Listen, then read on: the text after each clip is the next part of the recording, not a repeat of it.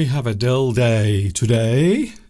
Not much light around, unfortunately, but I will be shining some light into your life. In the studio today, here we go, we are back together again.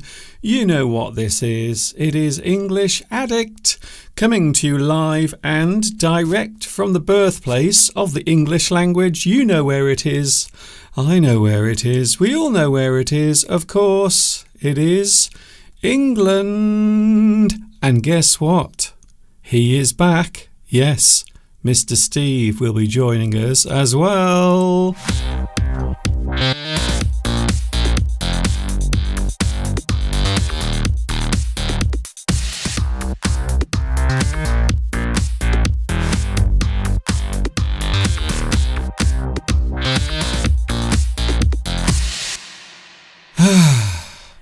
Here we are. We are here. We are here. My goodness, I'm so glad to be here with you today. I can't begin to tell you how excited I feel. Hi everybody, this is Mr. Duncan in England. How are you today? Are you okay? I hope so. Are you happy? Do you have one of these on your face today? I hope you do. If you don't, do not worry, because I will try to put one of these on your face today. It is English Addict. For those who don't know what this is, you may regret clicking on this. Then again, you might not. Who knows? My name is Duncan. I talk about the English language. You might say that I am an English addict. I am crazy about English. I love English very much. You might say that I am one of those over there, an English addict, and I have a feeling you might be one of those as well. I am, of course, excited today because we just have 10 days, only 10 days to go until Christmas Day arrives. Are you excited? I know not everyone celebrates Christmas. I have to say this every time, because someone always writes to me every year to tell me that not everyone celebrates Christmas. And I have to say I know that. I do understand that. However, what I love about any festival is the celebration, the fun, the joy, the excitement, the happiness that all of these festivals bring as people come together and they spend time with each other, they have fun, they celebrate, maybe they will present gifts to each other, which of course for most people is the best part of any festival. When you think about it, it is definitely the best part of any festival. It is getting those gifts. Some people say it is not the most important part. It is, by the way. It is the most important part.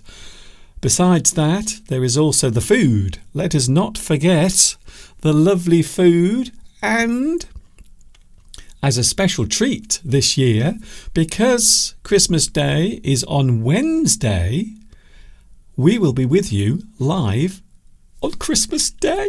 Can you believe it? It is true. We will be with you on Christmas Day. I don't know how long for, but we will be joining you on Christmas Day, myself and also the other person as well. I suppose I should mention him because he is part of this thing.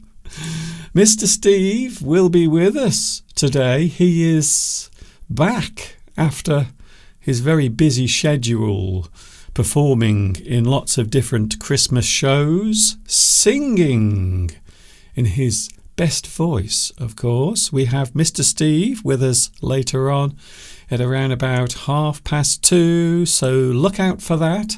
Lots of things to talk about today. We are talking about quite a few things today. We are talking about things that remind you or make you feel like Christmas is coming. There is one particular thing that I want to talk about with Steve today. One thing that when I was growing up, it was always the most exciting thing as Christmas approaches. So as it came nearer and nearer, there was always one particular thing that I was looking forward to doing. And I'm sure Mr. Steve will have something to say about that as well.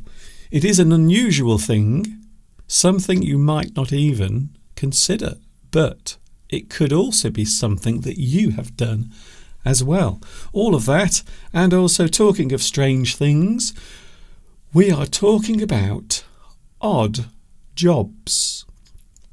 The word odd is often used to mean unusual, something strange, something weird, something unusual, something maybe that you don't normally do, or something you don't normally see. Something is odd. Maybe two things that don't go together. Odd. You might have odd socks. Perhaps you are wearing a pair of socks that do not match. We can say that they are odd socks. They do not go together. So we are looking at odd jobs, unusual jobs that you've done in the past. I have done many jobs in my life, especially as a teenager, as a young person, because sometimes you had to find a job, sometimes you had to do some part-time job or something to earn a little bit of cash. We all have to do it. So I have done some very unusual jobs in my life, especially in my younger years. I will tell you all about that later on as well. What else are we talking about today? Movies. We love movies, especially at this time of year. Lots of people want to go to the cinema, or maybe your favourite film is on TV during the Christmas period, or perhaps you want to stream one of your favourite movies. It can be a Christmas movie or any movie. Today we are looking at quotes from movies, famous quotes, famous things that have been said in movies. I'm sure you can think of quite a few. We will be talking about that later on as well. As you know, I live in England, an unusual place, to be honest with you. If you've never lived in England, I can tell you now, we have some very unusual traditions and customs. One of them is the knighthood. Have you ever heard of a knighthood? Knighthood. Knighthood. It is a type of award that is bestowed upon someone, normally for their services to charity, or maybe something they've been doing for many years and they have devoted a lot of time to that particular thing. So quite often this is an award that is given around this time of year, just before the new year arrives.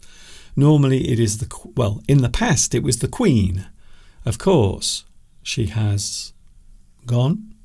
Now we have King Charles. So normally you will be presented to the king and he will tap your shoulders with a sword. I know, it sounds so strange. I know what you're thinking. So that particular ceremony is called a knighthood. And then after that, you will be known as Sir. That will be the prefix before your name. I think if it is a lady, I think it is a damehood. A damehood. They become a dame. Isn't that lovely? I know what you're thinking, Mr. Duncan. Do you think maybe one day you will receive a knighthood from the King of England. Do you think it will ever happen? In my honest opinion, I don't think it ever will, and I don't think I would accept it, to be honest. Sometimes we do things because we love doing it.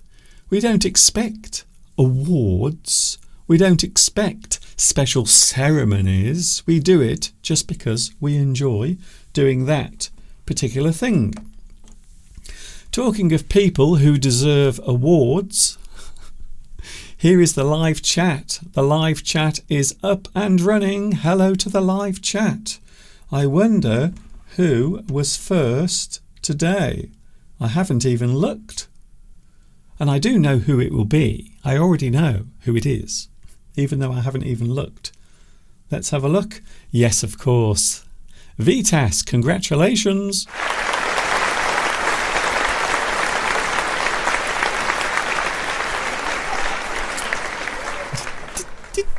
You are first on today's live chat again.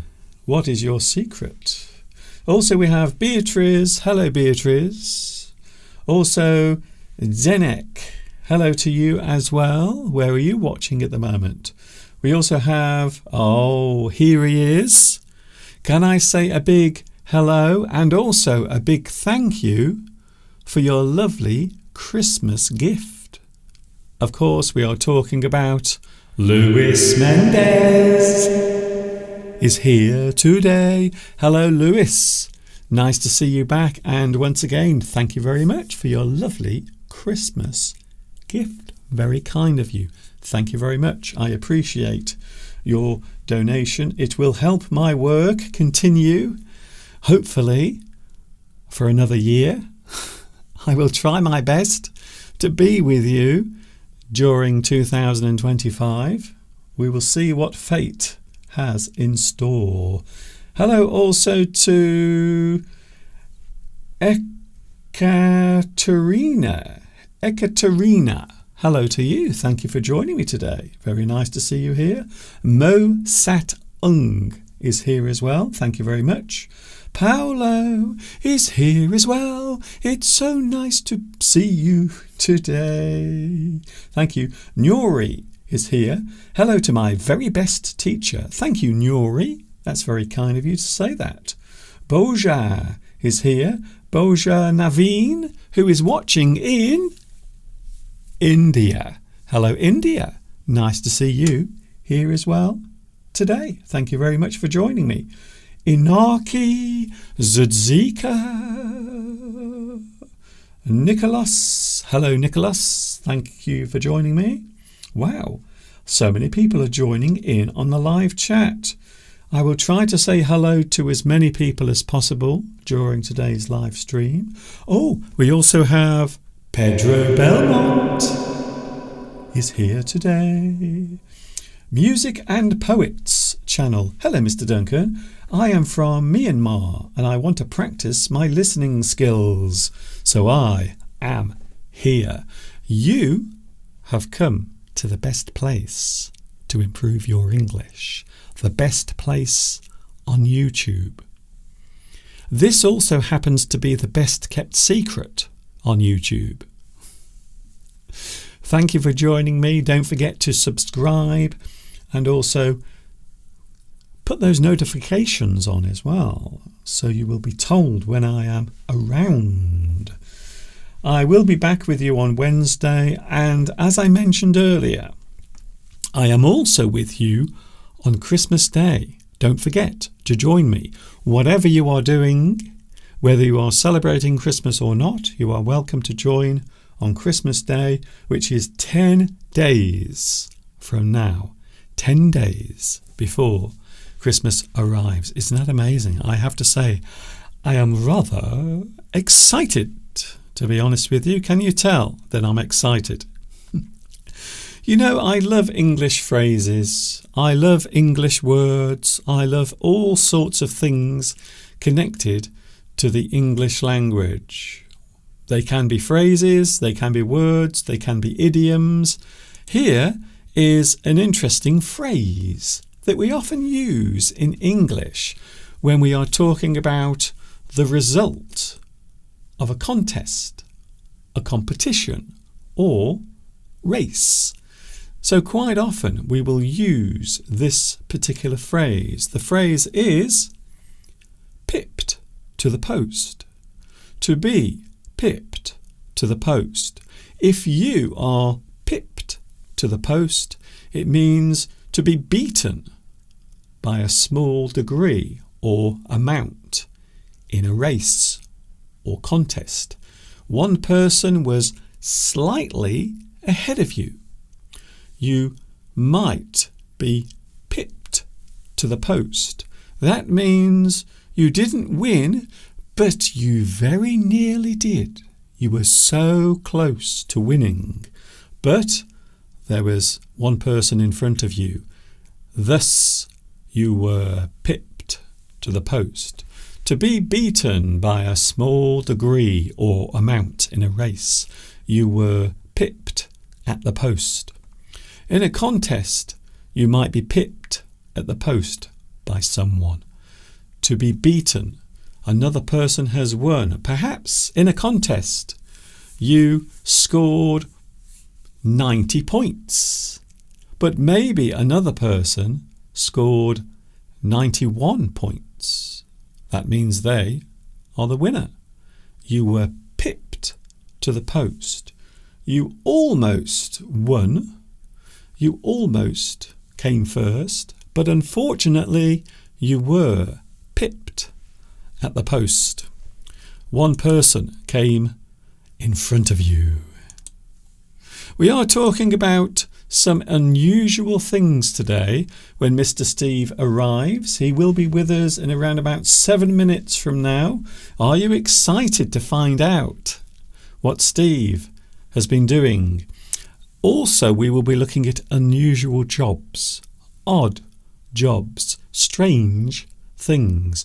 And another thing we are looking at today is a tradition that we have here in the UK. Something that is performed at this time of year, a type of show that is often performed in a theatre or maybe in schools, a type of show that is often performed around this time of year. Please stay tuned for that. Palmyra. Apparently, the phrase of the year in the Oxford Dictionary, I did hear about this. So normally at this time of year, the Oxford English Dictionary will normally give the most used or the most popular phrase of the year. And apparently this year, the most popular phrase is brain rot. Brain rot. Yes, I think that is a good phrase. Quite often a person who is wasting time doing something that serves no purpose, or maybe they are doing something that has no real reason for existing. Normally on the internet. Maybe you are spending hours and hours looking at the internet. Maybe you are spending a lot of time on the internet looking at rubbish. That does not... no. I know what you're thinking. I know what you said then. You think I can't hear you, but I can. I heard you say that. Does that include you, Mr. Duncan? I will try not to be offended by that comment. I'm sure you were joking. I really do. Brain rot. I think we all suffer from brain rot from time to time, especially when we have nothing to do. And let's face it, the internet is a very good diversion. When you have nothing to do, you can always go on the internet. You can look at funny pictures. You can look at videos of animals. You can look at this animal now on your screen in his little cage. wishing he was somewhere else.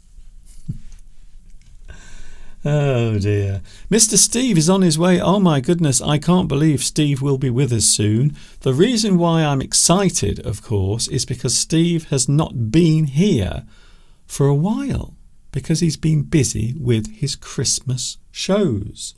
He normally has a lot to do at this time of year.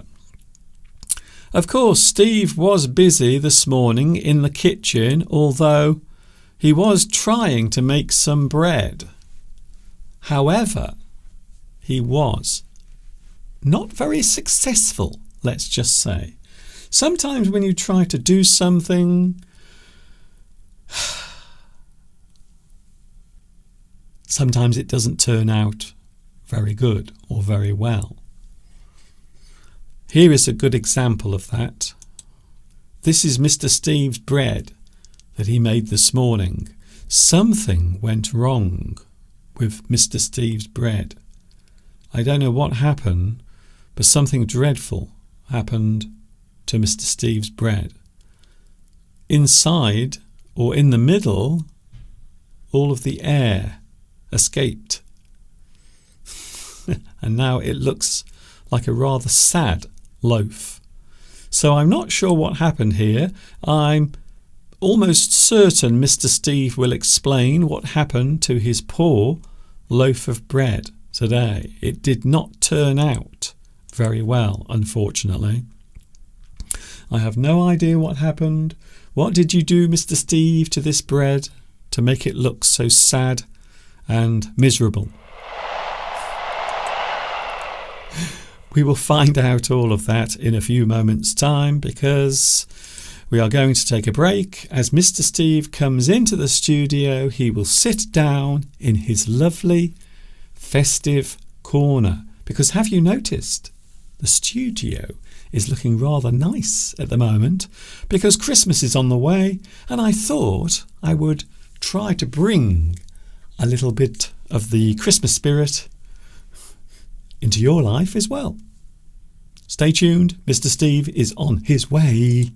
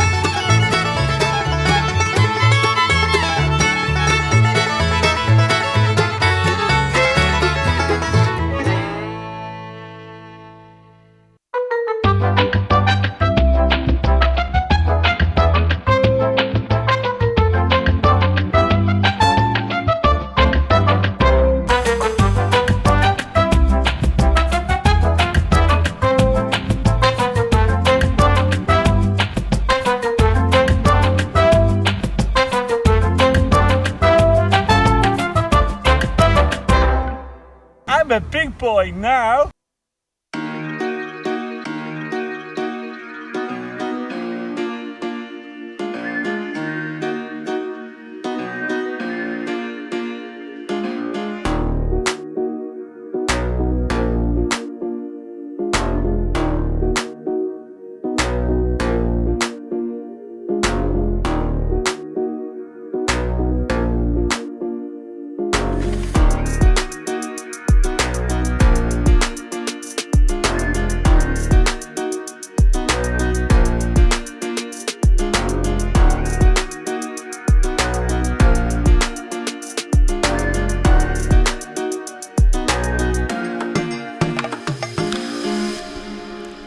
English Addict is with you today. Hello.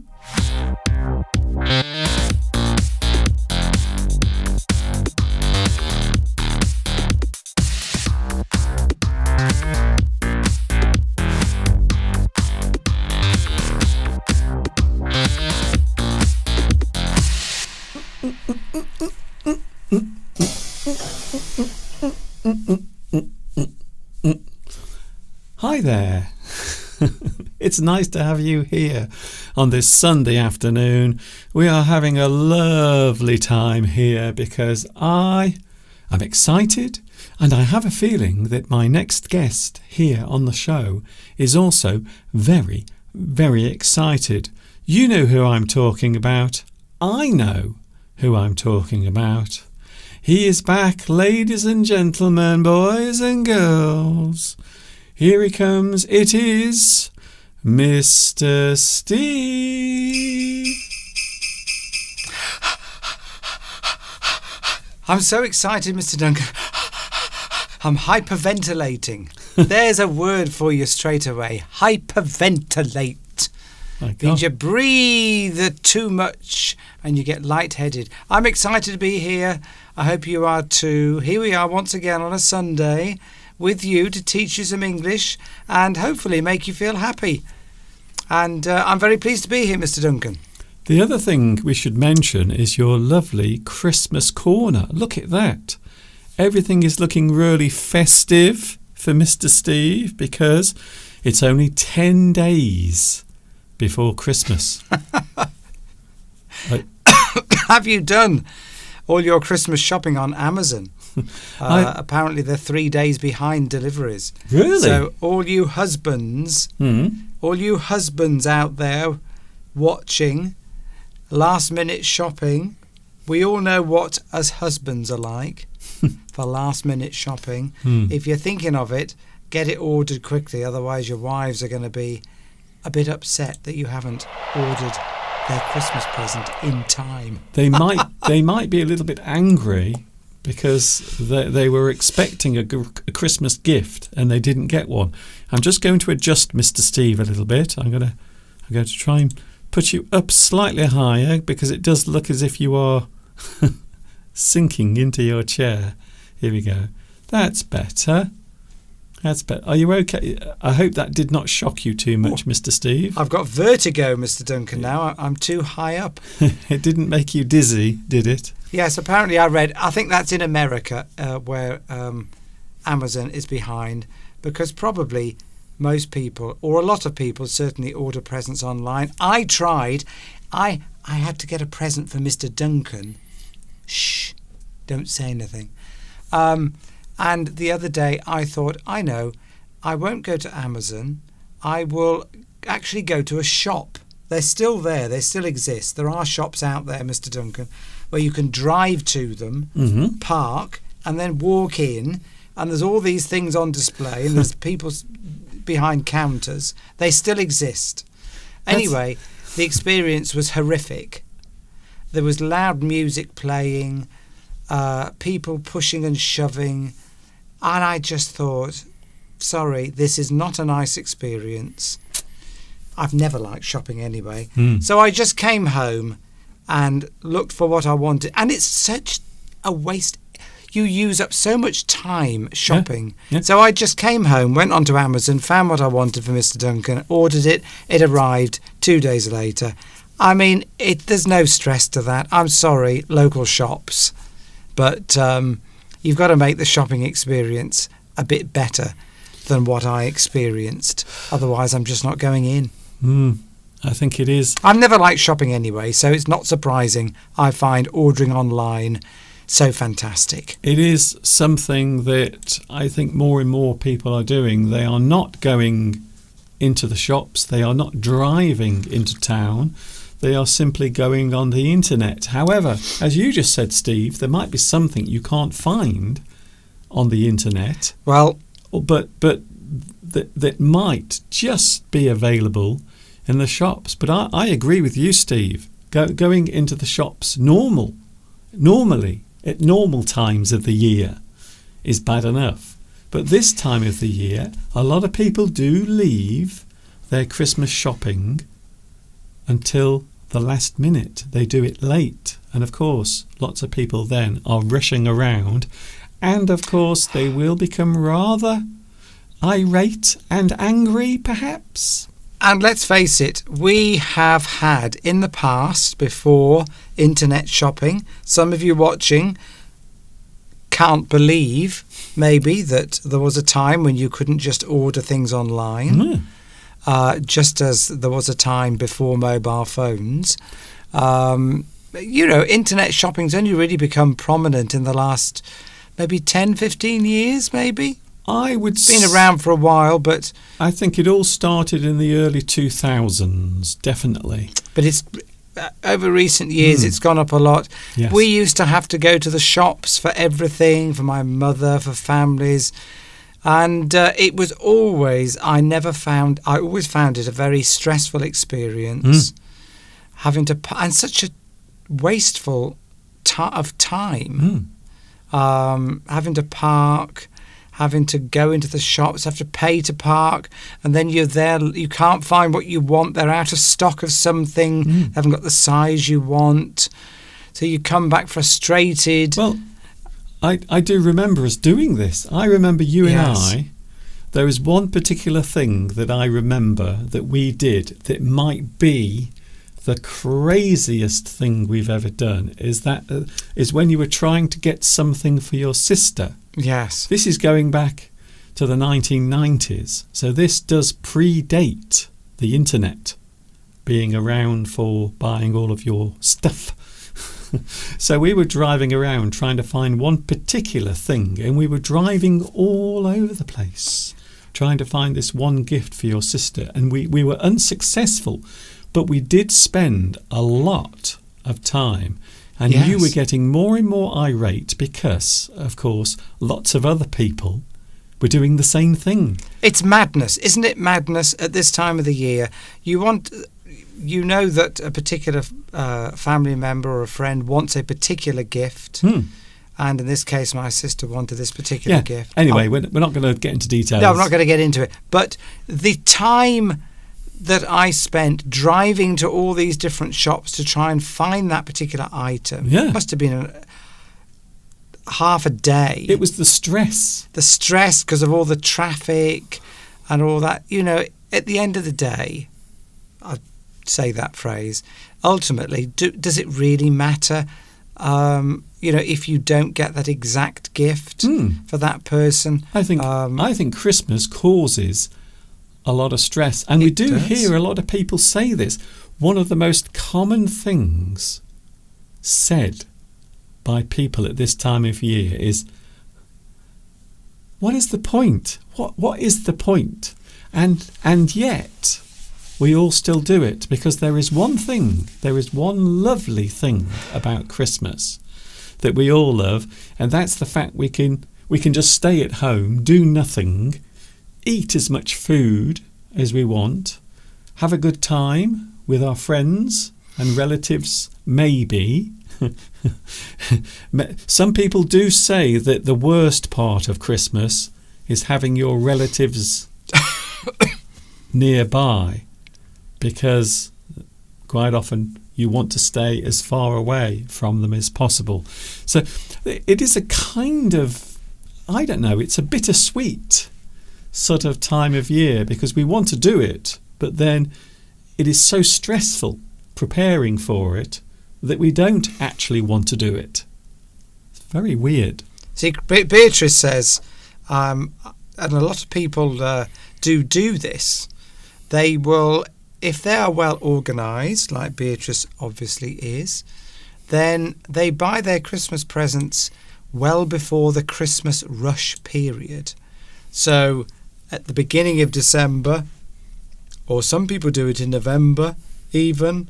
If you've got, we know somebody that works in a shop, a local shop, where we get some of our groceries from, and she has something like 15 grandchildren. Well, if you've got that many presents to buy, you're going to have to plan ahead. Otherwise, you're going to disappoint a lot of people. So, yes, I know some people that do. And I mean, I was talking to her yesterday. She said that she got all her presents at the end, it's middle of November. She just buys sort of one every now and then, because the stress of having to do that, imagine having to buy presents for 15 grandchildren. I mean, the cost of it for a start. But yes, it can be stressful at this time of the year, but we're trying to avoid all that. But it is worth it to buy a present for Mr. Duncan and watch his face light up when he opens it on Christmas morning. Yes. So, you know, it's always nice to buy presents for children. And, you know, in Mr. Duncan's case, it definitely is true. Yeah, I have to say, Christmas has always been a magical time of year for me. I don't know why. Even though growing up, we didn't always have what we wanted, but sometimes my parents would surprise me and they would give me something really, really nice, just like Mr. Steve does. Francesca says, in Italy, we begin buying Christmas presents in the summer. Well, yes, because then you don't have the stress of it. The only danger with that is, and I've been caught out with this before, is that you end up buying something for somebody too early, and then you find out they've gone and bought that same thing for themselves. Yes, or they've changed their mind. They don't like it anymore. They've changed it, but I have bought things for Mr. Duncan before early, and then suddenly Mr. Duncan said, "Oh, look, I've just bought this," and I'm thinking, "Damn, I'd already bought that for you for Christmas." Yes. The other thing that people do at this time of year, they might have something that was given to them, maybe last Christmas or recently, and then they give it to someone else as a gift. So you have something that you don't want, you wrap it up in Christmas paper and you give it to someone, even though that thing is something that you were given. The only problem with that is you have to be careful that you don't give that gift back to the person who gave it to you originally. A re-gifter. Yeah. Are you a re-gifter? Are you guilty of getting a present from somebody that you don't like or you don't want, and you think, oh, I can give that to such and such for their birthday or somebody else. So and you just say to them, oh, thank you so much for that beautiful Christmas gift. Mm-hmm. I mean, wine or alcohol. We don't drink much alcohol, but we often get given bottles of wine or something for Christmas, but we never drink it. No. We always, if you've got to go to a party, or I need to give something for what is it when you buy tickets to win prizes? Oh, try raffle. A raffle. If somebody asks you, can you give a raffle prize? I just, you can take these gifts you don't want and reuse them for that sort of thing. So yeah. I am sort of guilty of it. But I think it happens mostly at Christmas, because you have to buy so many gifts, and maybe you forget someone. Maybe you have to buy a gift for someone and you forgot about them. And so you find something maybe that you were given by another person, and you wrap that up with paper and give it to them and say, oh, this is just for you. But it's something that you received as well as a gift. It can happen quite often. Re-gifting. Do you re-gift? Do you re-gift letters? I don't think it's anything that you would, it's not morally wrong. Can I just tell you, Steve, I think it's happened to us in the past. Yes. I think at least on 2 occasions, I don't know how we knew. There was something that gave it away. Now, I think one of the things we received was something that may have already been opened, maybe a package or a container, and then it was wrapped in Christmas paper. And we thought maybe that particular thing had been re-gifted because they didn't want it. So yeah, the packaging looks a bit scruffy. Maybe there isn't that sort of seal on it that you would identify as something that had been new. It's damaged. It's damaged. Can I just say quickly hello? There's a couple of new people on here I haven't seen before. Please. Indunil Prasanna. Learning to speak, write and read English. The aim is go to a European country and find a job so that I can provide a comfortable life for my parents. Well, what a wonderful thing to say. Well, you're in the right place. Mr. Duncan's got hundreds of videos teaching English, and it's good that you're here live joining us today to see what we get up to. I'd also like to say hello to Tiru Campbell from India, who was on earlier, left a message earlier. I don't recognise your name from previous live streams, so welcome to you too, and I hope you're learning something, and it's wonderful to have you here. And if you're new, I say this every week, if you're new to the channel, please make yourself known, or if you watch every week but you don't say anything in the live chat, now's your time. Come out into the open. We want to know you. We want to answer any questions that you might have. There is no shame. There is no shame in admitting that you watch this. There is Sri Lanka. Indunil lives in Sri Lanka. Hello, Sri Lanka. What a beautiful island to live on. And I'd like to say hello to, thank you to Jimmy from Hong Kong, who was talking about watching my Christmas song video earlier, which I did a number of years ago. And specifically, Have Yourself a Merry Little Christmas, which is one of my favourite songs, which I think was originally sung by who's the girl that was in Yellow Brick Road, her mother. Was it the Scarecrow? No, but who was? Go on, Steve. Judy Garland. Judy Garland, who sung that in a film, and it's a beautiful song. And I don't think anyone could sing it as well as she did. But thank you anyway. We had a Christmas concert yesterday. I was in 2 Christmas Carol concerts last week. Had one yesterday. The final one is on Monday. I love singing Christmas songs. And, I shall be unhappy or sad when they're finished. It is interesting how certain songs are played every single year. Now, I'm not talking about any other place, but certainly here in the UK, there are certain songs that are played every year. I suppose the one that most people think, if you are watching in the UK, you will know exactly what I'm talking about. There is I Wish It Could Be Christmas Every Day. That is a popular one.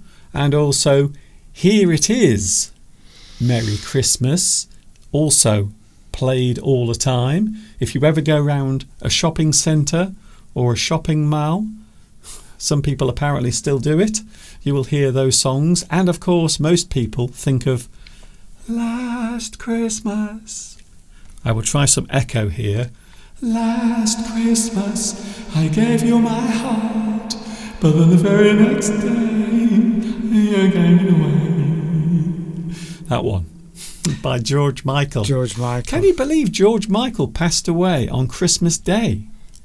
That might be both unfortunately ironic and also sad. Poignant. Poignant, yes. Poignant. Unfortunate because he had one of the biggest selling Christmas songs ever about Christmas, Last Christmas, and he had his last Christmas on Christmas Day because he passed away. Can you believe? Yes. I can't believe how unfortunate that actually is. It's very sad. Tiru Campbell is here every Sunday. So I apologise if you've made comments before and I've missed them or not remembered. But there are a lot of people on the live chat, and I don't recognise everybody's names. But don't forget, this is a wonderful community that Mr. Duncan has created. We're all friends here. Steve forgets my name normally. That's true. I forget. Sometimes I'm very bad with names. We've noticed. Sometimes I just can't recall things. Yeah, we've noticed. Yes. Maybe I need a drink of water. Yes. Have some water, Mr. Steve. Or maybe something stronger, perhaps. By the way, don't forget, we are with you on Christmas Day. We're going to spend some time with you on Christmas Day.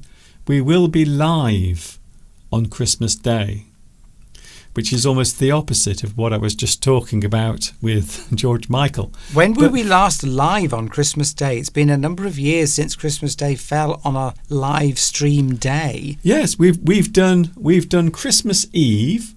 We have done Christmas Day in the past. We've done Boxing Day, which of course is the day after Christmas. I think we've also maybe done New Year's Day. Definitely. Yes, I think we've done the New Year Day as well, which of course on January the 1st, that will also be Wednesday. So another live stream. We will probably be with you on the first day of 2025. So if you are not having a good time on Christmas Day, or if you don't celebrate Christmas, then we will be here. So we're catering for a wide range of audiences, really. People who don't like Christmas but normally celebrate it, or aren't enjoying Christmas Day because maybe they've had an argument with their family and they've stayed at home or something like that. Or people, of course, many people around the world don't celebrate Christmas, so we'll be here for you. Yes. And something I said earlier, it doesn't even matter if you follow a certain festival because of your religion. I love any festival, any celebration. Amrit is here. Have you been on before, Amrit? Now there's a name I remember. I'm going to confess something here, Mr. Duncan. Amrit is, I believe, an Indian name, certainly an Asian name. And I was actually, when I was at college, I had a bit of a thing for a girl called Amrit. When you say thing, you mean crush? A bit of a crush, yes. A bit of a love crush on this girl. She was absolutely beautiful. Mr. Steve. Cultures collided. And I was too shy to really say anything. So that never amounted to anything. But that name, I haven't seen that name for a long time. But you've suddenly reminded me of somebody that I had a bit of a crush on when I was at college. But never mind, that's probably... I doubt that you're the same person. I doubt it either. Can I say hello to Steve? Go on. Can I say hello to Marbo Buller? Marbo Buller. I'm glad you've said that name. It is my first time to be with you and I really like your stream. Hello to Marbo Buller. It's nice to have you here with us. You are welcome, everyone. Everyone is welcome to my lovely little live stream. We're here. Oh, no. I won't say that. No, I don't know what you were going to say. Mr. Steve was in the kitchen this morning busily making his bread, as he usually does at the weekend. Unfortunately, today, something very weird happened to your bread. It's gone wrong. What happened to your bread, Steve? It's gone all sort of, I don't know, it looks like maybe a football that's had something stuck in it. It looks like a deflated football. What's happened, Mr. Duncan, is that I bought some new flour, a new type of flour. Which was like a malt loaf flour. Yes. And I've noticed before it doesn't seem to work very well when it comes to making bread. So I shan't be buying that flour again. It goes it's strange. It goes into a sort of a liquid. It goes all weird in the bread machine. You've got to be careful with these bread machines because not all types of bread suit them. Wheat, rather. So normal white, strong white flour or brown flour, wheat is fine. But I bought this particular type called a malt loaf flour, and it's got some ingredients in it which do not suit the bread maker. And yes, a rare occurrence for me to make a loaf of bread that didn't come out according to plan. I'm sure it's edible. I'm sure we can toast it and it will be fine. But I shall not be using that particular make of flour anymore. Mr. Steve is blaming the bread maker. It is because, well, I mean, I don't do anything. It's the bread maker machine that does everything. You just throw everything in. You know what they say, Steve? A bad workman always blames his tools. I think so. Yes, Amrit, I know it's not you. I was just joking. Your name just reminded me of somebody. But yes, thank you very much for doing a great job. Right. Yes. Oh, what was that? It's all right. I wasn't quick enough. You carry on. I can't read comments Steve, on the live stream. Stop explaining your inner processes to us. We don't need to hear them. Please. By the way, it's coming up to 3:00, everyone. Are you excited because we are with you for another hour? Yes, yes, indeed. You have another hour of this. Of course, at this time of year, Steve, a lot of things happen that are seen as festive. Things happen that are normally done at this time of year. The other night, and you know what I'm going to say, Steve, the other night we went to see a show. All I'm going to say is it was not for us. That's all I'm saying. It was not for us. Just to prove that, we actually left halfway through. Now, I'm going to explain everything now, Steve. And I can see you already. You're starting to do this. Well, don't worry, Steve. I've got it under control because we are going to talk about this particular thing that happens at this time of year. However good or terrible it may be, we are going to talk about it right now. Do you know what I'm on about, don't you, Mr. Steve? We are talking all about the traditional pantomime. Pantomime. Now there is a brilliant word. The word pantomime. And this is a particular type of show that is put on in the UK, quite often across England. And it is put on in theatres. Sometimes maybe the local schools will also have their own pantomime. It is something that is done at this time of year. And the other night we went to see a pantomime, didn't we, Mr. Steve? And it was, to say there was a lot going on the stage and also off the stage. In fact, during one moment, some of the people from the stage came into the audience and they were doing certain things. Some kids were also coming from the stage into the audience. So there were adults taking part, weren't there? And also children. And some of the children came into the audience and they were firing water pistols, little tiny gun-shaped things full of water. And yes. one of the kids, can you believe what happened next? One of the children came up to me and fired the water into my face, directly into my face on purpose. I could have complained about it, but I didn't. But I have to say, why did you do that? Was it me? I took it very personally. A pantomime is a kind of traditional sort of British show that goes on around Christmas time.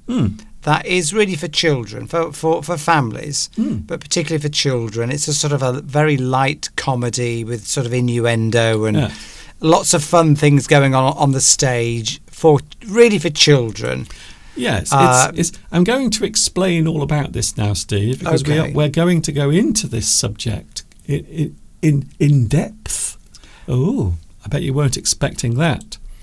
So pantomime as a word, it can be used in other ways. So generally speaking, when we talk about pantomime, the word pantomime is a noun that refers to a type of performance using movement or mime. So the precise definition of pantomime is not the same as the one we were just talking about. So traditionally the word pantomime meant a type of performance, normally using movement or mime. You often see people in the street, don't you, doing mimes. Maybe they are pretending to be trapped inside a glass box, something like that. So it is interesting to note that this word has been around for a long time. In fact, I think it dates from Roman times, when they used to put on ludicrous plays that made no sense, featuring foolish people playing rather silly characters. A stage performance normally featuring exaggerated characters and actions. So this is the type of thing that we went to see the other night. A stage performance normally featuring exaggerated characters and actions. So when we say exaggerate, we mean you make something more than it really is. Isn't that right, Steve? That's correct, yes, and that's where the humour is derived from. And of course children particularly like this because they're seeing characters that are over the top characters. And one of the common, I don't know whether you're going to talk about this, but certainly one of the very common themes to have in a pantomime is a man dressing up as a woman. That's it, we will be talking about that. And that, of course, is very funny for children. Because to see obviously a man, yes, not a man trying to look like a woman, a man dressing as a woman, but obviously is a man. Yes. And that, of course, is funny, particularly for children. Well, we often call it drag. Drag, or a pantomime dame. So drag is when a man dresses up as a woman, but normally for some sort of performance. And it is a very British type of humour. Whenever you think of things like Monty Python, at some point there is always at least one or two of them dressed up as women. So it is a very British type of humour. Because it's funny. Because it's funny.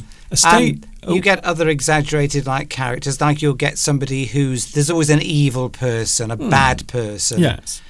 And they're very, they're being over the top in a comedic way. That's it. They're the baddie, and everyone's going boo from the audience. It's just a tradition. Yes. That's it. Another definition in the UK. So here we go. In the UK, a pantomime is a type of show put on around Christmas time for children. So again, this is the show that we went to see the other night that was, let's just say it was absolutely crazy. So many things going on, even though one child came into the audience and squirted a water pistol into my face. Why? Yeah, there were giant balls being thrown into the audience. Sorry? And giant, huge, great sort of inflated balls that were being thrown They were like large beach balls. Large beach balls. People in exaggerated giant costumes. At one point we had huge penguins, about 10-foot tall penguins going across the stage. Yes, so everything is larger than it normally is and exaggerated. Which children like. Which children like, and also some adults like as well. And some of them don't really like. The show is normally an adapted version of a fable or a fairy tale. So quite often the pantomime that is performed is a type of show based on a well-known story, a well-known fairy tale, and I'm sure you can think of many of them there. A Christmas pantomime features exaggerated characters, jokes, songs, and innuendo. And that, again, is a very British type of humour. It is where you say something that might sound, I don't know, pleasant or nice, but there might also be another meaning that is a little naughty as well. So you might say something that could be taken two ways. You might say, I'm probably not going to do it now because I was going to say something really rude. That was not an innuendo that I was going to say. So innuendo is something you say that is not rude, but it could be taken as rude. I suppose it depends how you say it and how you take it. Oh, you see, that's an innuendo. Double entendres. You see, that is an innuendo that I just did then, Steve. Yes, I mean, as you say, trying to think of some examples of fairy tales that are commonly turned into pantomimes. Well, maybe I'm going to look at them in a minute. Right, okay. So Christmas pantomimes, they have humour that is directed at the children, but also there is a type of humour that we call innuendo, which means that you are saying something that could also be rude or a little naughty. But the children don't get that. That's it. They will not understand that joke. The adults understand that joke, but the children don't. Although these days, I think the kids do understand it. The jokes are normally aimed at the children, whilst the innuendos are for the adults, as Mr. Steve just correctly said. The performance is normally colourful and chaotic. I think that definitely describes the show we went to see the other night. And there's a lot of audience interaction from the actors on the stage. Mm. And the script itself for the production is very... There's a lot of ad-libbing from the people on the stage. It's a very loosely scripted type of performance, not like a normal show where everyone is very strict in what they're saying to each other. In a pantomime, it's very sort of ad hoc quite often. They've got a few basic themes they're going to go through and some lines, but because the audience is involved, it all gets very chaotic and it's just designed as entertainment for children. It certainly did get chaotic the other night. I might even say a little too chaotic. Yes, thank you, Vitas. Thank you for that. Innuendo, says Vitas, elusive or oblique remark or hint, typically a suggestive or disparaging one. Yes, so something that could be taken in a nice way or a not so nice way, maybe something that is a little rude or even insulting, a type of sarcasm even. So the performance is normally loud and colourful and chaotic. Here we go, Steve. The characters are often loud and colourful as well. And as you can see, this is what Steve mentioned a few moments ago. Quite often we will have men dressed as women performing on stage. So this is something that is very traditional. So this is not something that's just started to happen in pantomime. This has been around for maybe getting on for 100 years. Isn't that strange? So men dressing up as women is not a new thing. It's been around for a very long time. But also they have the reverse. They have women dressing as men. Yeah. So like Peter Pan, for example. Okay. You will have a woman playing the male role. So it can be the other way around as well. So it does happen. So the characters are often loud and colourful. in various ways. Maybe the characters are a little loud. Maybe they are playing a good character, or maybe an evil character as well. It can happen. The stories adapted include Cinderella, a very well-known fairy tale. Cinderella, you shall go to the ball, Cinderella. But then she goes, and what happens, Steve? Well, she meets a prince, and she's got ugly sisters, and she meets a prince. Her sisters don't want her to be happy. She loses her shoe, and the prince wants to find out which girl in the village this shoe fits. Yeah, because she has to run away at midnight, because all of the things she is wearing and everything, all of the magic will disappear. So she has to run away. But she leaves behind one glass slipper, which I always think is a bit of a plot hole. Because if everything vanishes, the glass slipper would also vanish. You see? Well, you know, that is a huge plot hole. There's always plot holes. It's best not to think too much about the plot. Yes, just accept it for what it is. I may Mr. just have found a huge plot hole in Cinderella. But I mean, Cinderella, it was originally a story, a film, but it can be turned into a pantomime, which means it then becomes an exaggerated form of its original intention, with humour and outlandish characters, etc.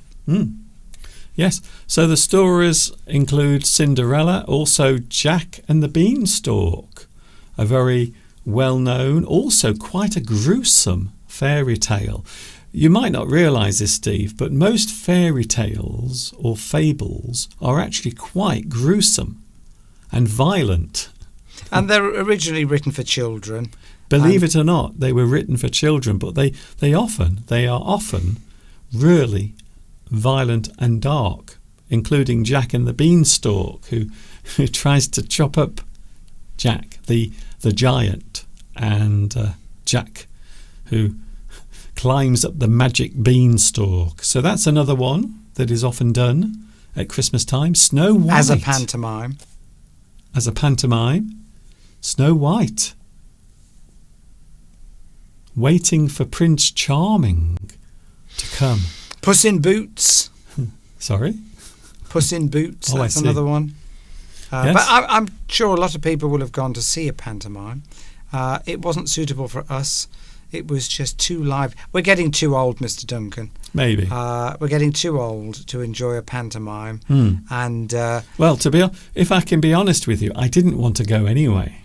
You know, I knew that I probably wouldn't enjoy it, and I was right, especially when that kid came up to me and squirted water straight in my face. Which they shouldn't have done. They shouldn't have done that. But anyway, it was, we supported our friend, who is, as we speak, Mr. Duncan, as we speak, in a performance right now. Of that, because he's had to do 8 performances this week. Yesterday, he had to do 3 performances. It's at quite a big theatre near Wolverhampton, and it's an amateur production company that put on these shows, and he's having to do 8 of them. He was playing one of the brothers in this particular play pantomime that we went to see. It was Robin Hood. Robin Hood, pantomime version of Robin Hood. Of course, he was the highwayman, the famous guy that used to rob the rich and give it to the poor. Robin Hood, riding on his horse, riding in, where was it? Nottingham. Sherwood Forest, which isn't too far from here. No, it isn't. It's just over there. There it is. I can see it from here. There's a famous oak tree that's hundreds and hundreds of years old. And also Peter Pan as well. Peter Pan. I think Peter Pan is the most popular of all the pantomimes and also shows for children. Of course, the boy who never grew up. I know, I'm not talking about me. Often played by a girl or a young woman. You see? In the pantomime. So it works both ways. It works both ways. But the comedy, there's not much comedy in Peter Pan being played by a girl, but there's a lot of comedy in men dressing up in gigantic, over-the-top dresses and with ludicrous makeup on and huge wigs. So don't get that confused. They're not doing it because they want to be women. They're doing it for the comedy. And during the war, when concert parties were putting on shows for the men who were abroad, going to war in the First, Second World War, they used to put on plays for the troops, and quite often the men would have to dress as women because the plays or whatever they were putting on had to have a woman in it, so they dressed as a woman for comedy. Yeah. And of course it's very funny, isn't it, when you see a man dressed up as a woman. It's always funny. Yeah. It's not funny when you see a woman dressing up as a man. Well, it can be funny, but usually it's the comedy element is particularly that person is quite big and let's just say robust stature. Steve. Sometimes you have to know where to stop that sentence. Well, I'm not insulting anyone, but no. Normally, there's nothing funny about a lady or a man dressed as a lady. Nothing funny whatsoever, even though it is sometimes hilarious, to be honest. And of course, the soldiers used to go abroad, and they would dress as abroad. Do you like that, Steve? Oh, there's a joke, Mr. Duncan. That's a good one. Yes. Can I say hello to Lonely Uva? Well, your name suggests that you're not very happy, but this is one place where you will not be lonely. You won't. On this live stream and lots of people have been saying hello to you, because this is a place where friends come together and have a bit of fun. So we hope you don't feel lonely today. Illusion. Yes, that is a good word. You are right. Illusion. Something that is done in a way to appear real, or maybe something that is not quite as it seems. You allude to something. You hint at something, maybe. But it is interesting when we talk about things like pantomimes, a very British thing. As a phrase, of course, Mr. Steve, we can describe any chaotic situation as a pantomime. Maybe you went to, I don't know, something, maybe a works meeting, and there was a big event taking place, and lots of people were supposed to appear and give their own individual speeches, but everything kept going wrong. And people kept turning up late, and then sometimes the equipment or the microphone wouldn't work, and everything kept going wrong. You might describe that situation as a pantomime. Yeah.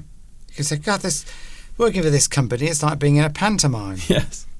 Chaotic situations, things going wrong, nothing quite working. Maybe it happens in the end. Maybe it all comes... Because in the end, in a pantomime, of course... good always triumphs over evil. The baddies always get their comeuppance. There's a good word for you. So they get punished really. Well, their comeuppance is their reward for being bad. But yes, they get punished. They're bad people in a pantomime always lose, yes. And good people always win. That's it. Unlike life. But I don't know. Sometimes life can be a pantomime. Life can be a pantomime. Yes, chaos. Things happening randomly. Things you have little control over. It is a pantomime. Yes, something Crazy. I hope you've enjoyed that. That's a little bit of British culture, something you may not have come across before, something that you may have heard of, but maybe you were unsure of what it actually is. Pantomime every Christmas. Lots of people have pantomimes. They call it. It's pantomime season. Yes, they call it, because it's just that time of the year when lots of companies put on pantomimes because they're popular, they sell well. So particularly for amateur production companies, they make lots of money. They're cheap to put on. They make lots of money, and then they can use that money to fund their next proper show. Yes. Yes, definitely. What I was going to say, Steve, Christmas is coming, and it is an exciting time of year. I have to say there are certain things that I always think of from my childhood, because let's face it, as we said earlier, a lot of the things that happen at this time of year are aimed at children. Christmas is a magic time. It is a wonderful time of year. We love Christmas very much here. And there are certain things that I used to look forward to as a kid. And this might sound like a strange thing to mention, but it was always something that filled me full of excitement whenever I saw this particular thing. So I'm going to show it to you now. I'm sure you will know what I'm referring to as soon as you see it, Steve. But this is something that used to arrive at the house. It would come for the letterbox, or it would be delivered by the local newsagent, and it would always be the most exciting thing during the days leading up to Christmas. And there it is on the screen now. Oh yes, the TV Guide. The TV Guide. There was only one in those days. No, there were two. There was Radio Times and TV Times. Yes, there were very few of them. That's it. So there were two different ones. But we always look forward to the Christmas magazine, all of the TV programmes, because they had the programmes not only for Christmas but also into the new year. So it was many, many days of the schedule of everything that was going to appear on television. And it was such an exciting thing. I don't know why. As a kid, I used to love the TV Guide. As a child, I used to love looking at everything that was going to be on during Christmas. You could circle all the things that you wanted to watch. Yes. Because you were on holiday. The children were, off for 2 weeks. At least a week, if not 2 weeks. And they would show all sorts of unusual programs, films, yes, Christmas films. And in those days when we were growing up, there were only 3 channels.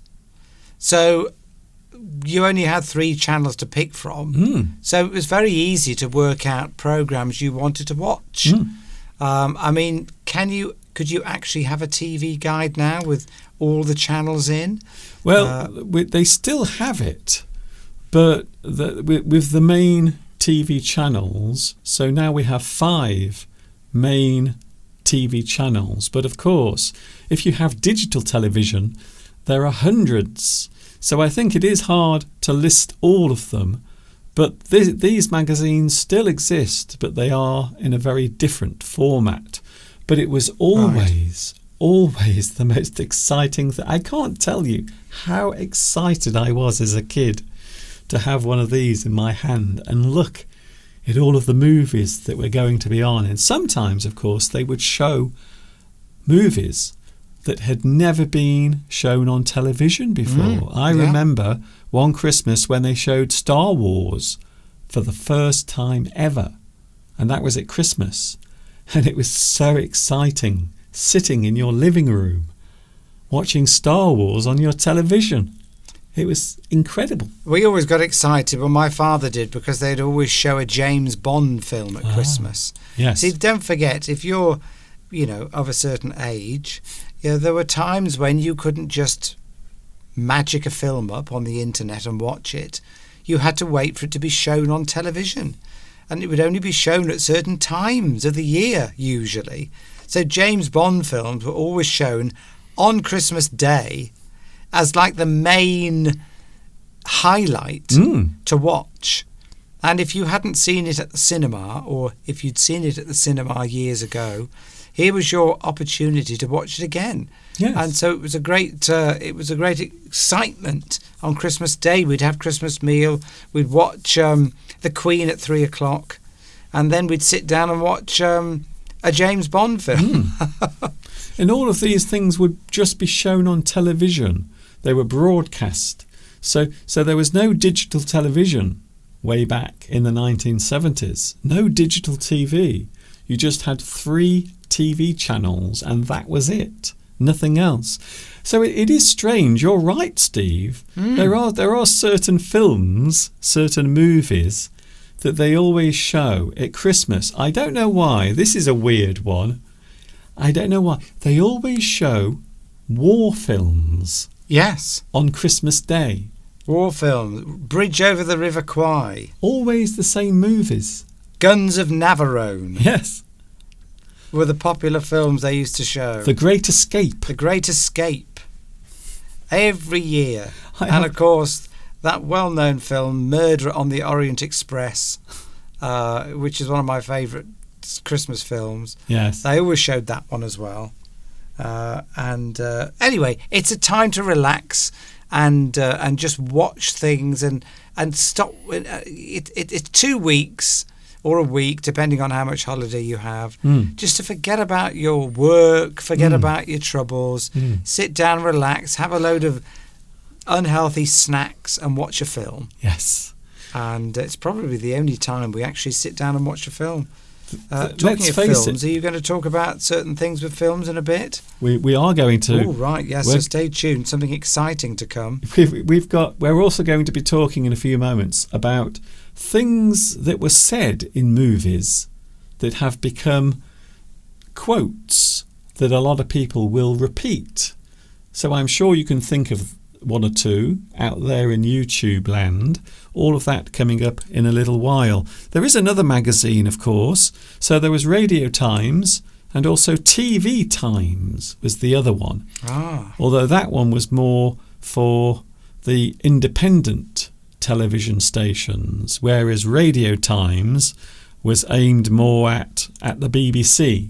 So that's probably the reason why Mr. Steve only knows this one, because his family were very posh. So they would never, I know your family would never have TV Times. It would never have TV Times in the house. Only if they'd sold out of the Radio Times. Yes. Then we'd buy the TV Times. But yeah, there was a lot of snobbery around in the 70s about watching a TV channel with adverts. Which was, when was ITV created, Mr. Duncan? Well, ITV would have been created in the late 1950s. A lot of TV in this country came around in the mid-50s, late 50s, early television. BBC, of course, were the first, and they've been around for 100 years. Can you believe the BBC has been around for 100 years? But then... and some of the programmes they show were probably made 100 years ago. In the 50s, they introduced a second TV channel where they were... It was independent, so in order to fund itself, because the BBC, of course, is funded by a licence fee, which we all have to pay by law, whereas ITV is funded through advertising and was independent, so they got a licence to do this. But there was always a lot of snobbery associated with watching ITV. And when we grew up, my father didn't like us watching ITV. And if you watch comedy programs from around that time, they make reference to that. If you watch comedy channels, the reference is made in these to middle class families who say, turn that off, it's ITV. Yes. Like it's like snobbery to watch. Your father used to literally say that. You told me that he would not watch ITV. If he came in Yeah. and we were watching a programme on ITV, he would make us turn it over. I'm not watching that rubbish, he'd Turn it say. Put on the BBC. That's it. It was seen as a more middle-class, sort of cultured forum. And that reference is made in a lot of TV comedy programmes that were made in the 1970s. Yes, we would often look at certain class attitudes. Anyway, we are going to move on because it's 3:30 already. I can't believe we're already 1.5 hours into today's live stream. It feels like it. You've done nothing today. You've just sat there. I'm the one who's done all the work. I've been cooking, Mr. Duncan. Well. I've got our chili con carne cooking in the slow cooker. I've done a beautiful bread, Oh, yeah. which Francesca said looked like a meteorite. Mhm. Haven't forgotten that, Francesca. Can we just remind ourselves of Mr. Steve's wonderful bread? Why don't you ever show a picture of the bread when it turns out looking good, Mr. Duncan? I remember you tried to make a loaf of bread in this machine Yes. a few months ago, and it was an utter disaster. It was. I made a mess of it. I am willing to admit that I made a mistake and my bread was awful. But I don't know what happened to your bread today, Steve. Something really strange happened to it. It did look like a football. There's something wrong with the wheat. Yes. I'm not going to buy that. Oh, look, Lewis says he remembers, well, they call it the Cannons of Navarone. A wonderful film where you see that people in command aren't always the best. I was watching, Lewis says he's seen that film about 50 times. It is a wonderful film. Films made around those times, war films, were fantastic. I saw the last half an hour of a film yesterday on the television called The Train with Burt Lancaster. And I hadn't seen this film before, or if I had seen it, it was a long time ago. I think it was made in the 1960s. It's in black and white. I just switched it on because I was having a cup of tea and a cake. Okay. And I switched it on and I was riveted immediately by that film.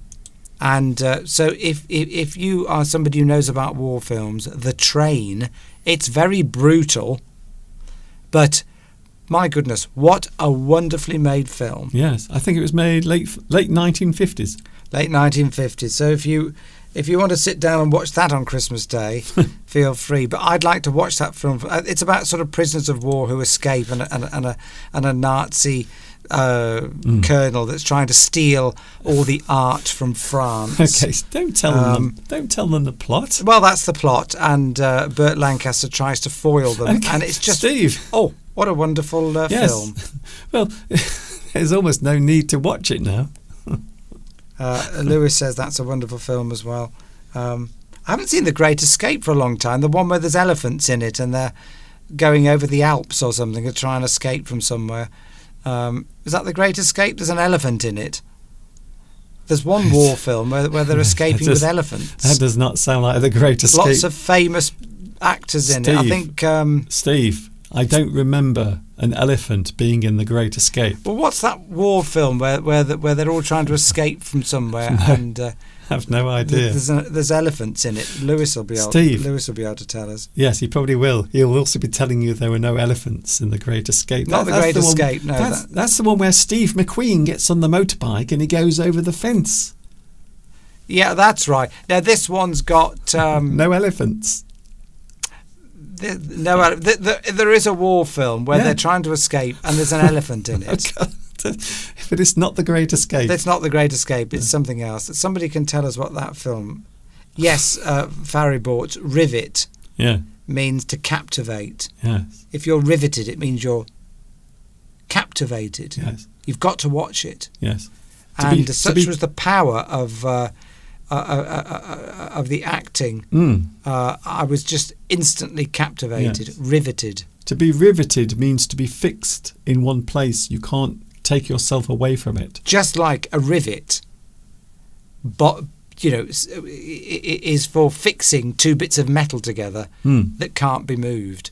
That's how you feel. That's it. You can't move because it's so amazing. I'm sure a lot of people are riveted to this live stream because you just can't take your eyes off what is happening on your screen right now. Either that or you are about to throw your iPad in. What's the one with the submarine, says Alessandra? Can't remember the name. The one with the submarine. There are some good war films that are made in submarines. It's not the... Steve, I know the one. There's a German film called Das Boot. Das Boot, there's that. There's another one. Oh my God. If you ever want to see a film that is guaranteed to depress you and make you feel really sad, I think Das Boot must be the one. There's another one with Sean Connery. The Boat. There's another one with Sean Connery, Uh-huh. who's the captain of a submarine. Yeah, that's The Hunt for Red October. Okay, The Hunt of Red October, yes. And I think he's supposed to be Russian, but he speaks, of course, like in every film. Well, as we know, that with a Scottish accent. Sean Connery was a terrible, awful actor. Well, no, I don't say that, Mr. No, wait there. I wish you'd just let me finish a sentence, Steve. He was a terrible actor. He couldn't act. Everything he did sounded like Sean Connery. Whoever he was portraying, it was always, well, hello there. I'm supposed to be Scottish, but as you can see, even though I am Scottish, I can't do the Scotch accent. Oh, well, that was the point. He only ever spoke in his Scottish accent. Well, he didn't even do that. I mean, that's the bizarre bit. He couldn't even sound Scottish. Anyway, my sister was always very attracted to Sean Connery. Oh my God! She liked older men with beards. Yes. I don't. I won't say any more. No. You really are waving a lot of dirty laundry around today. I'm going to be careful what I say there. You know. Yeah. My sister isn't watching. No, if she is. No one we know watches us. Or maybe they do and they don't tell us. That's it. But they pretend to watch us. We know who they are. We've only got 20 minutes, Mr. Duncan. Yes, we are talking about movies because we were just talking about movies. They always show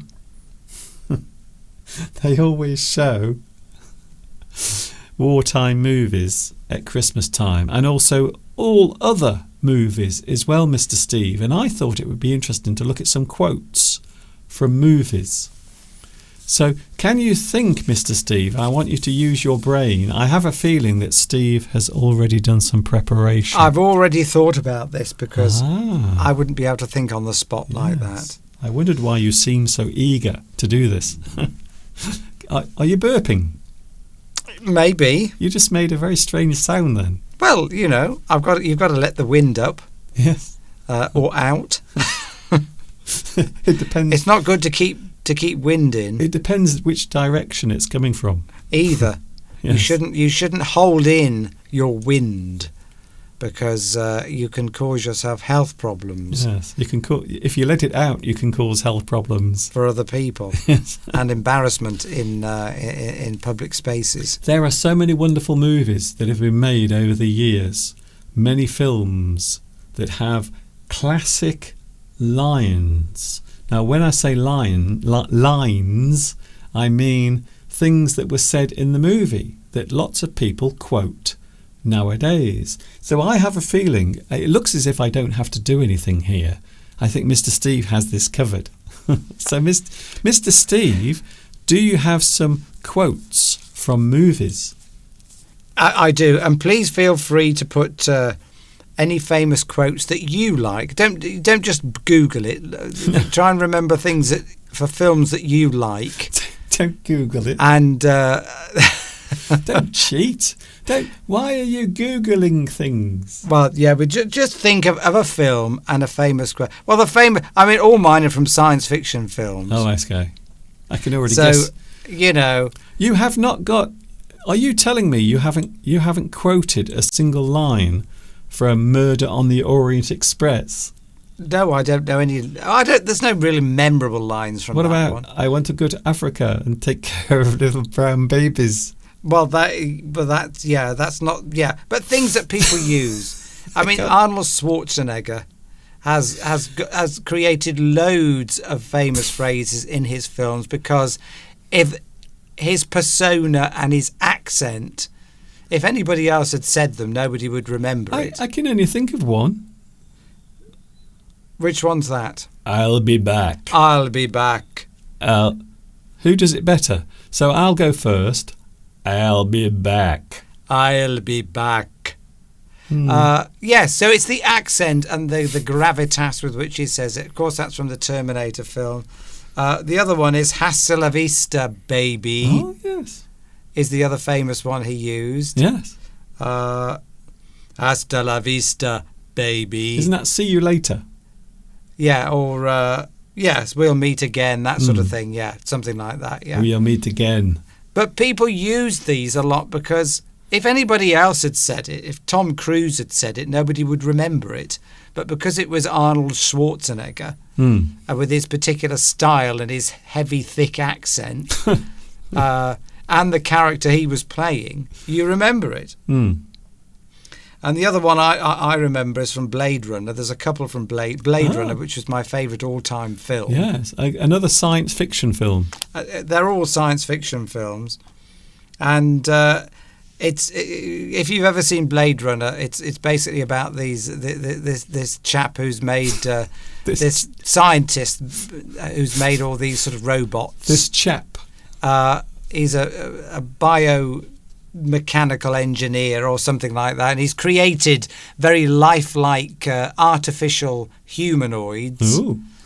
And tell me more. But they don't live very long. Oh. And one of them comes back to face him to find out if he can make him live longer, because they've got a consciousness and everything. That would be Rutger Hauer. That's right. Yes. And he tries to console his creation, who's going to die very short. I think they only live about 12 years, don't they? These creations, these artificial beings, humanoids.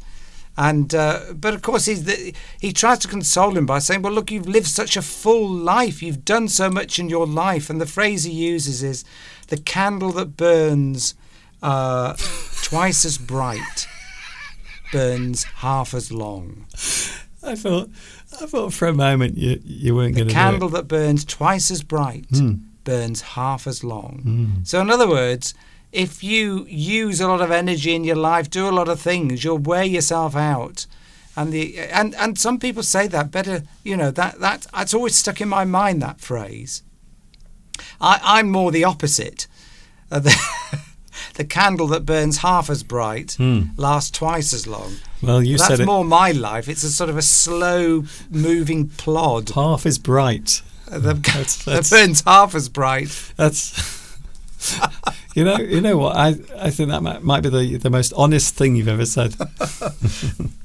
The other one, which I've written down, and I'll have to actually quote this, is when Rutger Hauer, who is the robot, the humanoid that dies in the end, and he's about to die, and he's recalling everything that he's done in his life, and he says that it's quite a poignant phrase that he uses, and he's talking about all his memories, and he says, all these moments will be lost in time as tears in rain.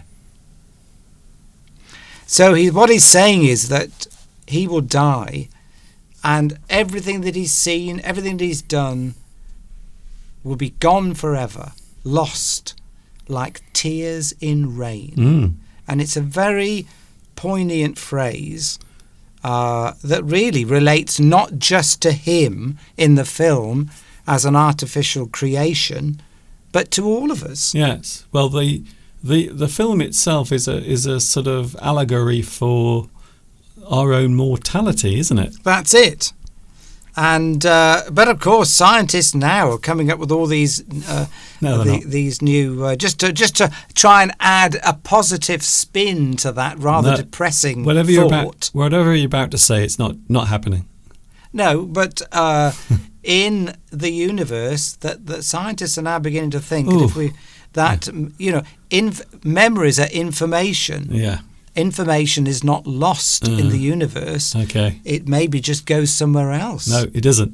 Well, we don't know, Mr. Duncan. You dead? We don't know. And You dead, we know you- that energy cannot be created or destroyed. So information in black holes is not lost. Can It's I going just- somewhere else. So maybe memories No, are never lost. no. I'm just trying to add, a bit of hope When to you- what is a rather depressing phrase. When you're dead, you're dead. That's it. Well, we don't know that for certain, Mr. Duncan. We don't know that lights for certain. out. Finito. That's it. We don't know. No one can know for Anyway. certain. Okay. What we think we know now in 50 years' time will And be Steve, completely different. We are straying so far away from movie quotes. Yeah, you go on. You must have some, Mr. Duncan. Oh, I have so many. I have, frankly, my dear, I don't give a damn. Oh, yes. What? That's I a was just- well-known, yeah. No, I was just saying to you, Steve. Oh, right, okay. Oh, is that a movie quote? I think you know it is. It is. It's from the most famous movie, the big movie, one of the first blockbuster movies called Gone with the Wind, starring that well-known, dashing actor. You know who I'm talking about. Please, yes. With the moustache and the teeth. Errol Flynn. Yeah. Frankly, my dear, I don't give a damn.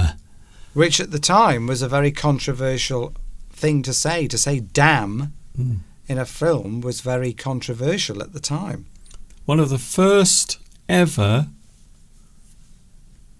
actresses of colour won an Oscar for Gone with the Wind. I bet you didn't know that. I didn't. And, going back to Blade Runner, Rutger Hauer actually wrote that closing monologue himself. He actually wrote that himself. I've seen things you wouldn't believe. Attack ships off somewhere, going off somewhere. It's a great speech, and he wrote that apparently, and they included it in the movie. Here's one from Claudia Belarusia. Play it again, Sam. Oh, From Casablanca. Casablanca, of course. Old Humphrey Bogart and Lauren Bacall. Oh, actually, as I say that, I almost feel as if that's wrong. I'm sure I got caught out by this before. And did you know at the end, Steve? I love trivia. I love stories about movies. And at the very end, when Humphrey Bogart is saying goodbye, he's looking at you, kid. The people walking behind them are actually little people dressed up as in different clothing, and that was to make the airfield behind them look larger. Wow. Yeah, it's true. That's a fact. That is a fact. You can write that one down and impress your friends with it. They actually use little people behind them. I think that's the word you can use. Is it little people? You have to be careful these days. Little. Well, at the moment, as far as I'm aware, the term is little people. Maybe tomorrow it will be changed to something else. Height challenged individuals. Yes. Right. Alessandra says tomorrow will be another day. Oh. Tomorrow will be another day, which That's is also a quote from Gone with the Wind. Gone with the Wind. Yes. That's another one. Thank you for that one. Yes. One of my favourite quotes from a movie. Here we go, Steve. I'll give you one of my favourite quotes. You don't want carpet. You want an area rug. Classic. I have never heard that phrase in my life. That is a classic line from a movie. Right, okay. And it's very quotable. I'm trying to think of another one. Oh, yes. Come up and see me sometime. Oh, okay then. What come time? up and see me. What time?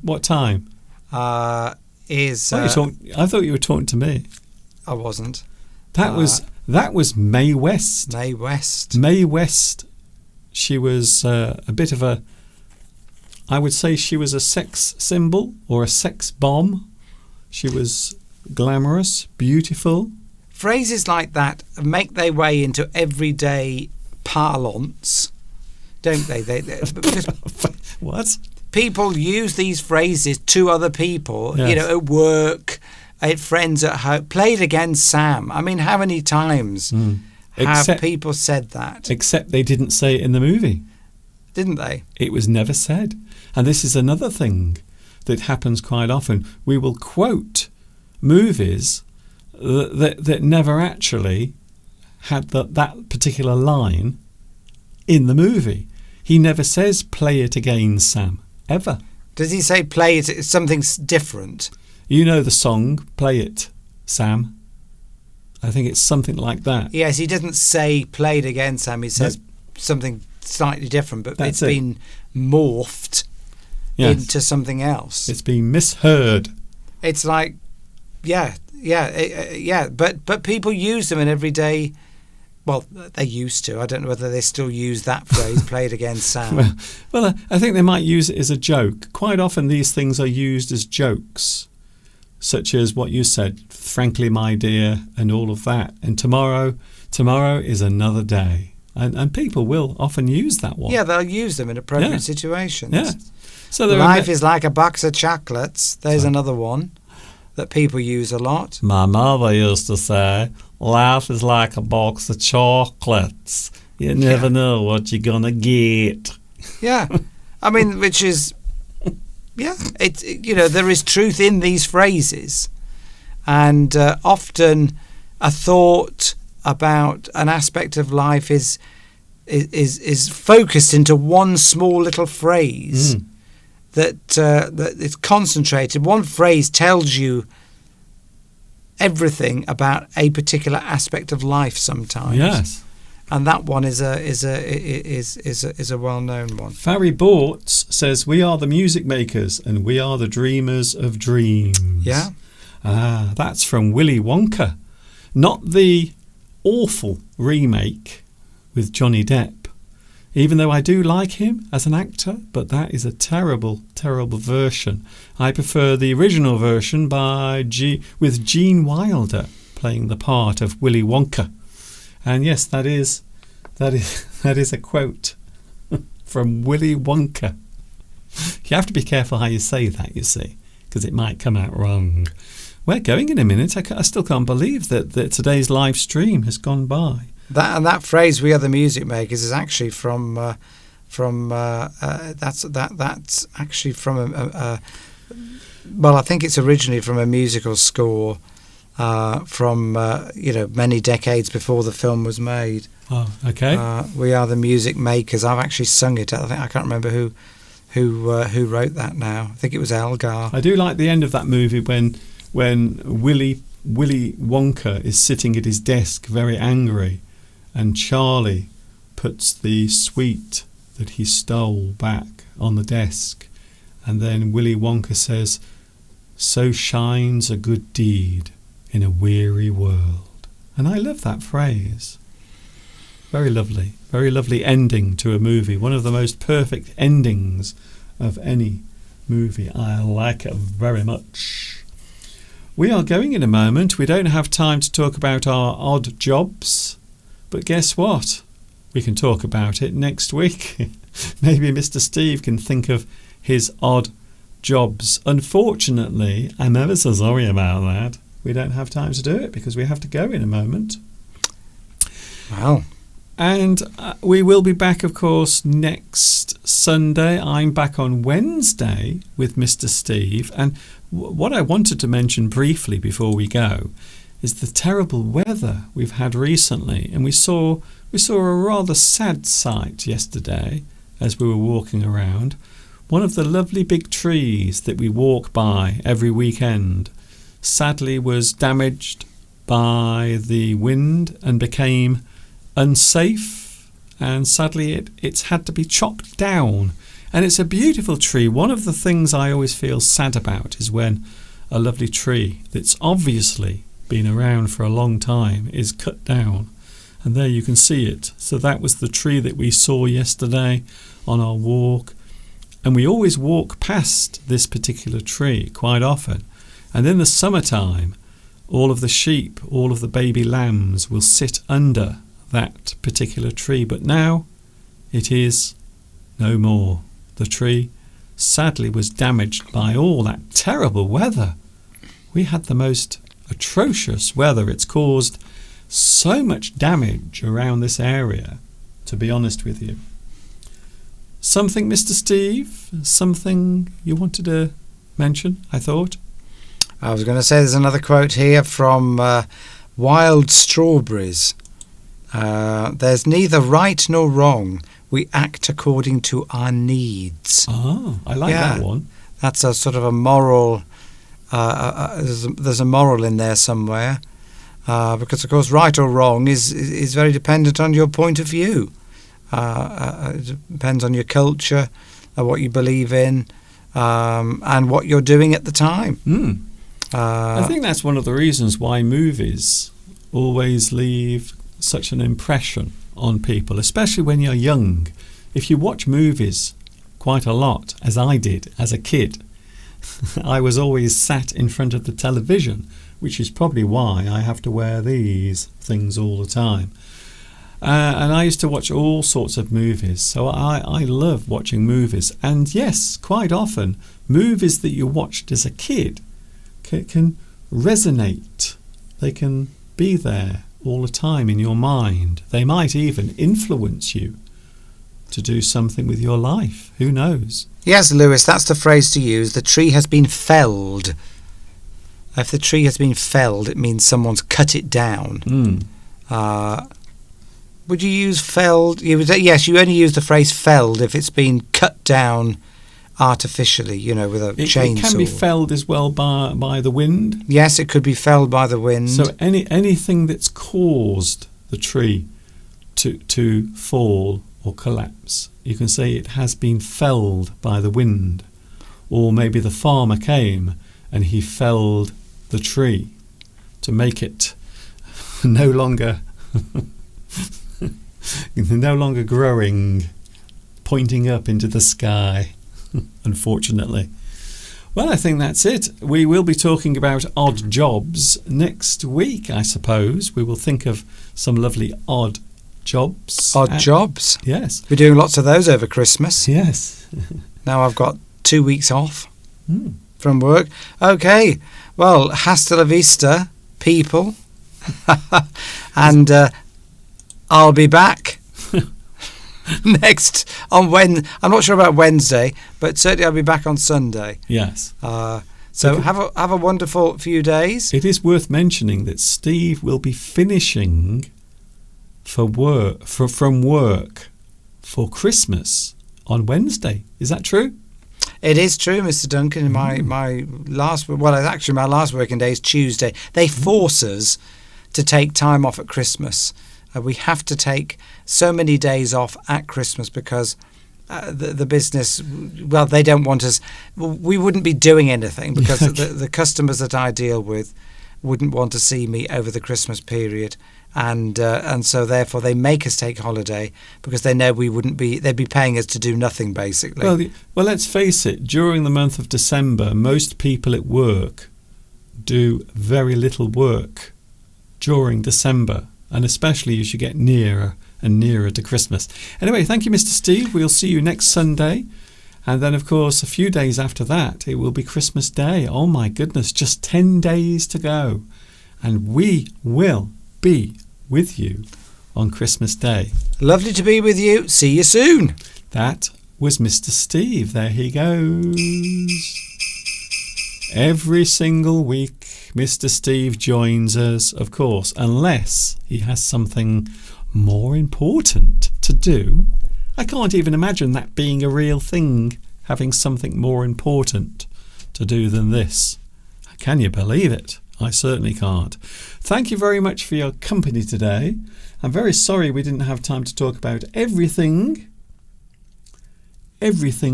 today, but I will try to do those things next Sunday. Of course, I am back with you on Wednesday.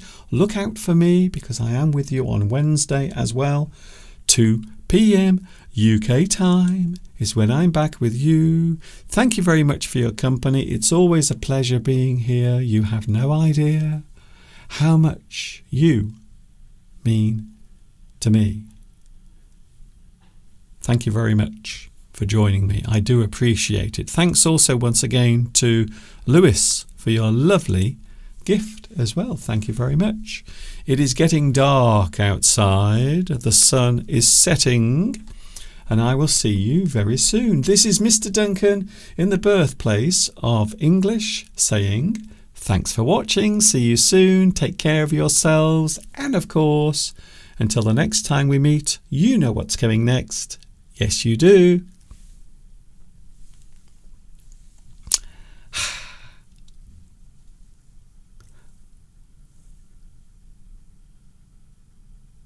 Ta-ta for now.